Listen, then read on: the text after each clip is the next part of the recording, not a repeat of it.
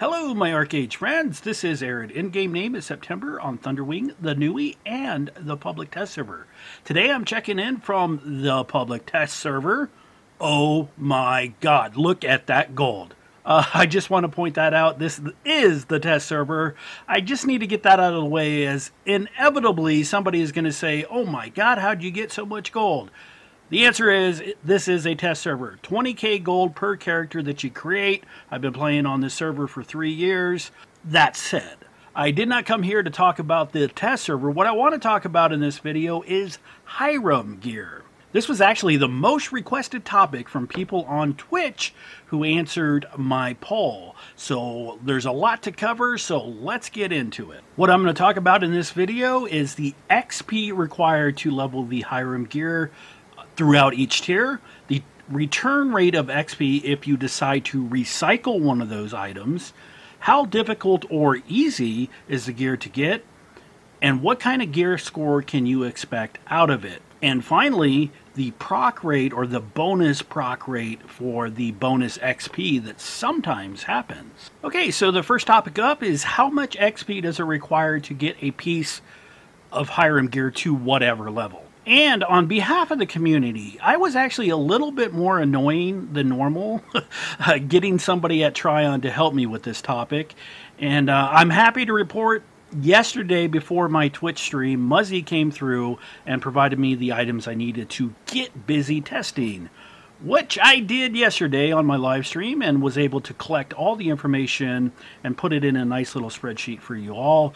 There'll be a link in the video description as always. Okay, so here is the spreadsheet, and I know this looks like a rainbow exploded on this one, but the table I want to talk about here in this section right now is the one in the rows 1 through 11, and I'll highlight it here in the video. What this shows you is how much XP it takes you to progress specific pieces through the different grades. You'll see that, for instance, a headpiece takes 424 XP to get it to the rare grade.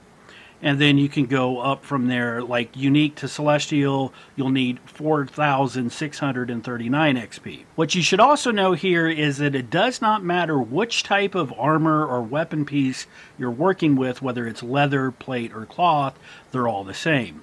And then in this last column, this shows what it takes to go from Celestial to, let's just say, Max or Celestial Max. Going from Celestial to Max Celestial, that'll actually give you a small boost in your stats. But before you go nuts trying to accomplish this, you should know that you do not get any more gear score, you do not get any additional gem slots, or any other major boost for going to Max Gray or Max Celestial.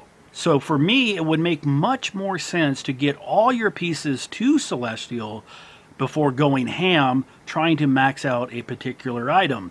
But hey man, it's up to you. You do you. Okay, so next up I want to talk about the difficulty, or for some of you, the lack thereof difficulty to obtain this gear. In this part of the video, I actually thought about it in my head, and I wondered what I really wanted to do was to sit down and talk about what it would take to get a full set of the Hiram gear at Celestial, and then compare that to making a Celestial set of Delphinod gear. But instead, I'm going to let you ponder that decision amongst yourselves. What it came down to for me was it was very highly situational and convoluted whether you should go for Delphinod or the Hiram gear. What I was going to do is talk about things like, well, you'd have to grow your own Archeage trees, or farm your own crates, or salvage a bunch of weapons to make your own Delphinod. You'd also have to gather your own wool, your pelts, your iron, your logs, your oil, your charcoal, your mysterious garden powders, all that stuff to make your own Delphinod, and then of course do all your regrading, yada yada yada. But let's face it, hardly anybody out there is going to mess with all that when all you have to do is do whatever you're doing to make the gold that you make, and then just buy the items that you need. On top of that, my friends here on the Fresh Start, they can't even craft the Delphinod gear yet. And so they would probably rather me compare X-grade Ethereum gear, because that's what they can craft, even though that the gear score on the Hiram gear is equivalent to Delphinod. So it gets to messing with using a lower tier of gear and then trying to account for like lucky regrades and all that stuff. There's just too much to it, and it would be too difficult to break down and even consider when most people are not even going to go down that route. Like I said, they're just going to buy the stuff that they want from the auction house. So be that as it is, instead, what I'll do is I will talk about how many drops you'll need to get a full set of Celestial Hiram gear. So here on this spreadsheet, you'll see that I have figured out all that stuff using the XP required to take it up to each level. The bonus XP that you can get from those random XP bonus procs, we'll talk about how I figured that out in the next section of this video. What I would like to do is bring your attention down to these three tables here at the bottom of this first tab of the spreadsheet. This first table here tells you that if you want a full set of Celestial Hyrum only armor, you're going to need 586 drops to get that. If you want to add in a pair of weapons, offhand, main hand, shield, whatever, add in another 217 drops shown here in this middle table. Now, one important note, again, all weapons, daggers, katanas, clubs, scepters, shields, all require the same amount of XP and level up at the same rate. And finally, the last table over here on the right shows you how many drops you'll need to get everything to Celestial Hyrum. There's two options I had to list, one for dual wielders or one-hand shield, and then one for the people that are using two-handed weapons. So the first item is dual wielding or using a one-hand shield with a bow and an instrument thrown in, and the other option is the two-handed weapon with a bow and an instrument thrown in. So you're looking at anywhere from 900 drops for the two-handed option or 975 for the one-handed option, and that's considering everything is grand grade when it drops. It was pretty easy to calculate that. Okay, so now that we have that data, what we can do is we can talk about how difficult this stuff is to get, or for some of you probably isn't. I know this is actually a touchy subject in and of itself. I was actually just browsing through the info on the official forums, and there's plenty of threads about Hiram Gear, and people just making all kinds of crazy claims, like ranging from I only got 2 drops in 3 hours to, man, I'm getting 25 plus drops every hour. The problem here is that reporting drops per hour really isn't a great metric, and counting mobs, if you've ever tried to do it, that's just a royal pain. Not to mention the fact that most people aren't even telling us everything that we would want to know, like what is the gear score, what server are you playing on, what kind of loot buffs were you using, was the zone in war, which zone were you in, yada yada yada. Obviously, if you have like a 7,000 or 8,000 gear score, the mobs are pretty much easy. And if you're on the legacy server, you can buff up your loot drop percentage considerably higher than you can for those of us that are on the fresh start.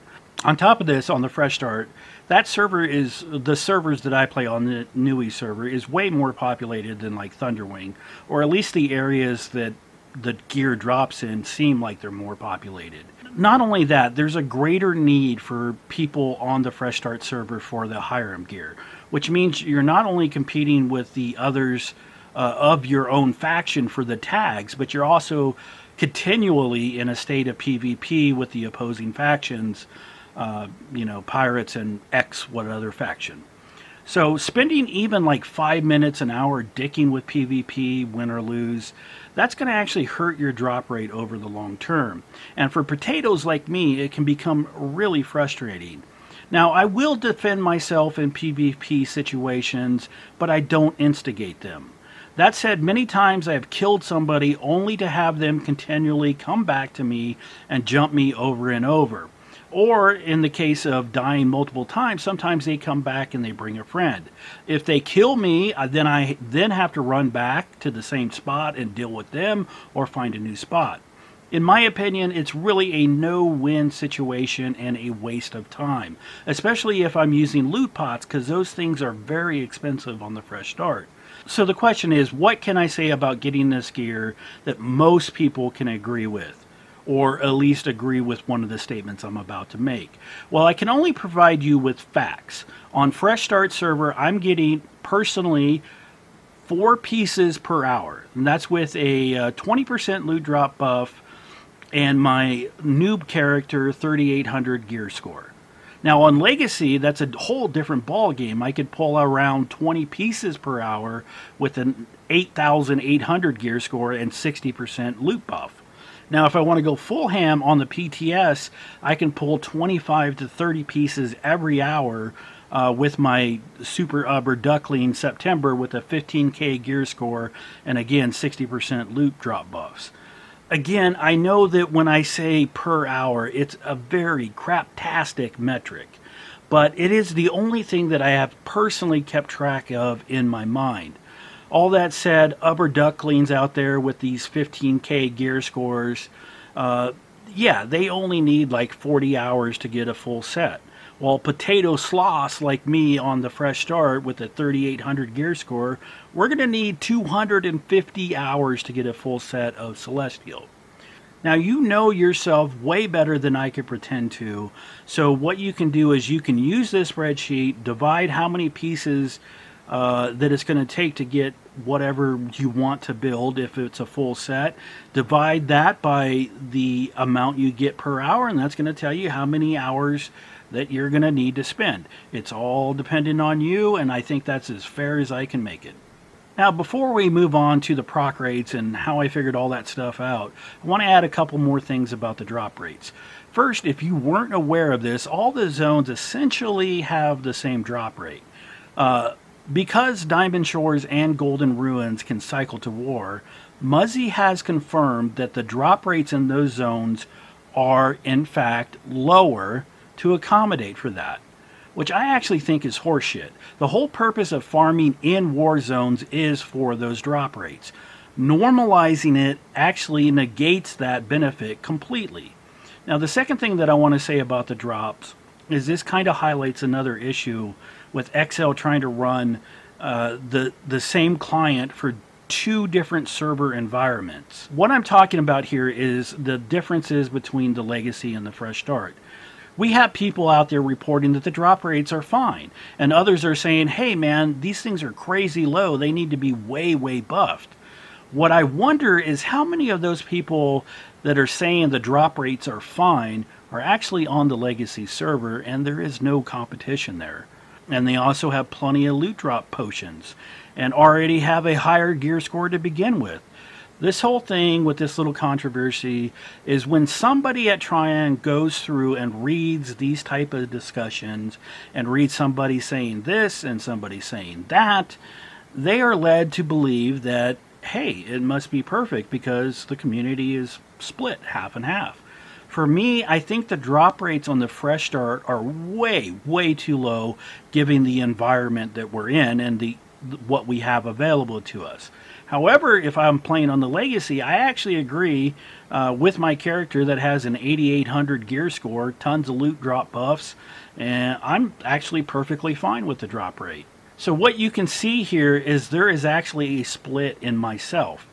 On the Legacy, I say it's fine. On the Fresh Start, I say it's horrible. And since I play on both servers, I hope somebody over there at XL and Tryon would also pick up on this fact and do something to address it in a coherent way.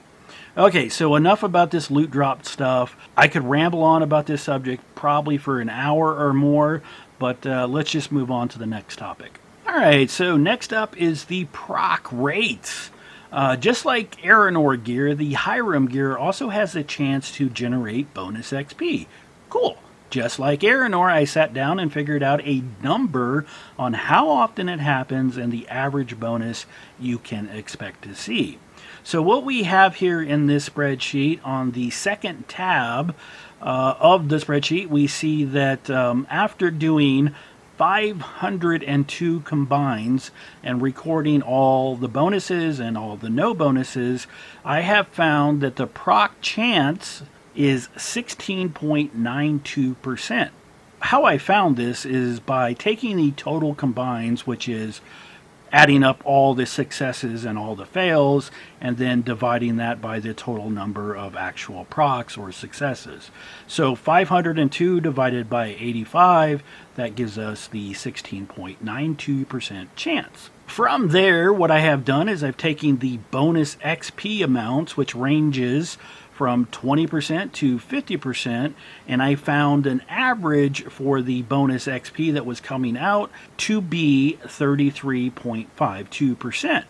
Now that actually is a pretty solid number, considering that halfway between 20 and 50 is 35, so we're dang close to that. Okay, so the only thing left to do from there is if you multiply the proc chance by the average proc XP bonus, you get an average XP bonus of 5.68%, which means that if you want to speak in general terms, you can reduce the amount of XP that you need to get it to your Hiram gear to whatever level by 5.68% to accommodate for this, what I'm going to call expected XP bonus. On the small scale, you actually might see a lower amount or a higher amount, but when you look at it in the 502 combines, this is actually what it amounts to, and that's a pretty sizable chunk to use as a data point.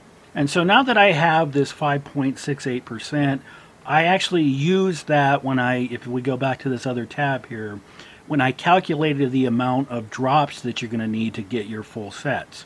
So by using this 5.68% chance, that means that you're going to need 50 to 55 less drops to get a complete Hyrum Celestial set. It's not a huge difference in the grand scheme of things, but hey man, it's something.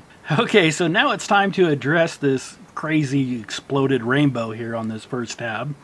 So one of the questions I wanted to answer when I was doing this spreadsheet is, does it make any practical sense to level up items to rare or arcane and then use them as fodder to feed another Hyrum piece? You actually may find yourself in a situation similar to this, as you can get an item with a couple of the good stats and then you start working on it thinking that as it levels up, I'll just re-roll this stat and it'll eventually get to what I want. Only to later on, while you're farming more pieces and more pieces, you actually pull an item that has the perfect stats from the get-go. So the good news is that while I was leveling up my sets here on the test server, I was actually checking how much each one of these things was giving if I were to feed it into another item.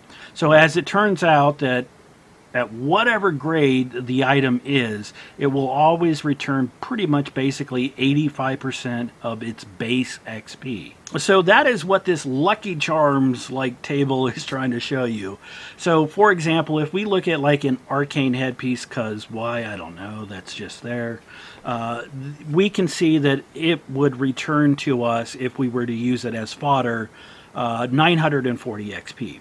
And how I get the percentage is if you take the total XP that it takes to make that item arcane, the headpiece, if you look at the top table, you need 424 to get it to go from grand to rare, and then 682 XP to get it to go from rare to arcane. And that is if you manage to get it perfectly to arcane, you'll get the 85% backs. More on that perfectly statement here in just a second. But what it amounts to is 425 plus 682 is 1106 XP. And with a return of 940 XP, that gives us an 85% return. So as you can look through this table, and I left it here just so you could do that, you'll see that all the grades basically have the same return. Whether it's a chest, two-hander, any grade, all of them return 85% of that base XP. However, one must take note that the XP returned is not based on how much XP you have pumped into it at whatever grade. The only thing that matters is actually the grade. So if you have a Celestial piece with 1 XP towards max Celestial, and then you have a maxed Celestial item, both of those two different items with a total different amount of XP pumped into them would return the exact same amount. And why I say that a total different amount is you can see that going from Celestial to Max Celestial basically doubles the amount of XP that you would have pumped into it. So let me try to explain this. What that means is that any XP over the minimum to reach whatever the next grade is also wasted. So in a lot of cases, it will actually make more sense to take an item up to the next grade. Like if you've got a couple items already pumped into it, it will actually make more sense to go, whether it's, if it's at rare, you'll just take it to arcane and just barely get there and then use it to feed the next item, instead of having, instead of, like, let's say you had an arcane piece that was like 75% of the way to unique. You might as well go ahead and get it to unique, because you're going to get all that extra XP. Well, all that extra XP, instead of wasting that, what you have towards that arcane, once you get it to unique, you'll get that unique grade XP instead of the arcane grade. I hope that makes sense to you guys out there. If it doesn't, just, reach out to me and I'll try to explain it a little clearer. Okay, one last topic to discuss, and that is gear score. So while I was doing research for this video, I was wondering how competitive it would be if somebody went full ham on the fresh start and got a full set of Celestial Hiram gear. So with that, what I did is I put together another table on the last tab of the spreadsheet to show you exactly what kind of gear score you'll get for each grade of each piece.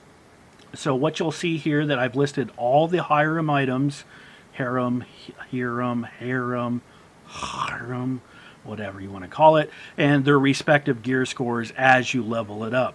Finally, at the bottom, if you were to go full ham, and in my case, spend those 250 hours required to get a full Hyrum Celestial set, I would have 3,750 gear score, which is basically what I'm already at with my GHA gear on the fresh start. However, there's a couple more things to this gear score that's not quite accurate. What wasn't included in this gear score, because there is no Hyrum equivalent to it, is jewelry, gems, Lunafrost, underwear, and cloaks. So what I did for this video is I went ahead and gemmed all the gear that I made during this data collection period and added Lunafrost, and I also made a heroic set of undies and also a complete set of Ethereum Celestial jewelry.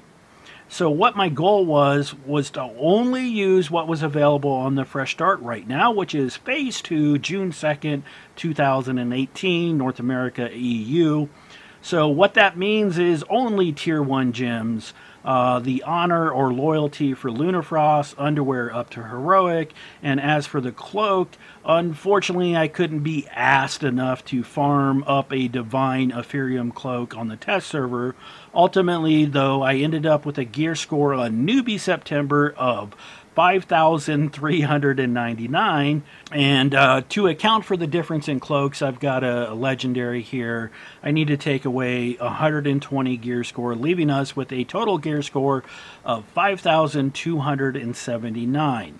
And for somebody on the fresh start, as of right now, here is a screenshot I hope to include in this video of the top 60. That would put you in the top 60 gear score.